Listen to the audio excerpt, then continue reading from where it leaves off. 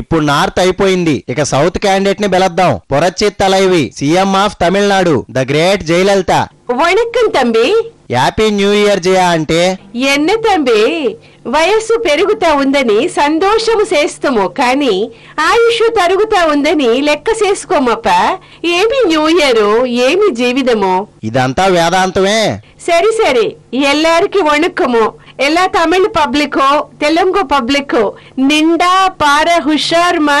ఎవరితో స్నేహములు చేస్తురు, ఎవరితో కోపములు చేస్తురు. జాగ్రత్తపా, జాగ్రత్త చెల్లి. ఓహో, శశికళ యాంగ్ ఓవర్ ఇంకా దిగలేదన్నమాట. మరీ తల బొప్పిగట్టినట్టుందే. సరేలే జయ అంటే లైట్ తీసుకో.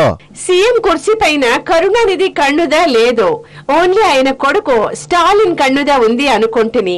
కానీ అయ్యో, శశికళ 2 కండ్లుదా ఉంటాయని థింక్ చేసిందే లేదప్ప నేను. అందుకో సీఎం కుర్చీని బ్యాంక్ లాకర్ లో పెట్టి తినప్ప. ఇంటిలో గాని ఆఫీస్ లో గాని కుర్చీ వేసుకుని కూర్చున్నప్పుడు దాని కాలుకు ఏనుగు మాదిరి గొలుసులతో కట్టుతానప్ప. చాలా కష్టములుగా ఉంది. శశికళ మాదిరి ఒక్క ఫ్రెండ్ను నాను చూసిందే లేదప్ప.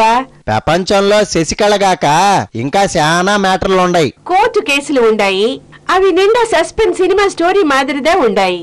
మనిషి ఎంత ఆస్తి సంపాదన చేసినా అడుగరుమా, కానీ మంత్రి సంపాదన చేస్తే ప్రతి పైసకు అకౌంట్ అడుగుదురు.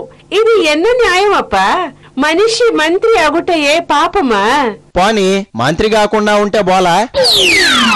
కొత్త సంవత్సరం ఏం కోరుకుంటా ఉన్నావు? నా కేసులు 4 ఏళ్లు హియరింగ్ కు రాకుండా పోస్ట్ పోన్ కావాలప్ప. లేనిచో చాలా కష్టములు చేసి సంపాదించిన సీటు పోవునప్ప. అయ్యో, ఆస్తి పోతే సంపాదన చేస్తుము, కానీ సీటు సంపాదించడం నిండా కష్టములప్ప. మంచిది, నాను పోయి వస్తున్నప్ప. ఇంతలో సీటుకు ఎవరైనా ఎసురు పెట్టవచ్చును. బాయ్. వాకే మై డియర్ ఆడియన్స్, మన మోడ్రన్ మామ శివరాకరి 2వ భాగం అయిపోయింది. మరో మజా అయిన జట్టుతో మళ్ళా వచ్చే వారం కలుసుకుందాం. అప్పటిదాకా keep watching NTV. Bye bye, happy new year.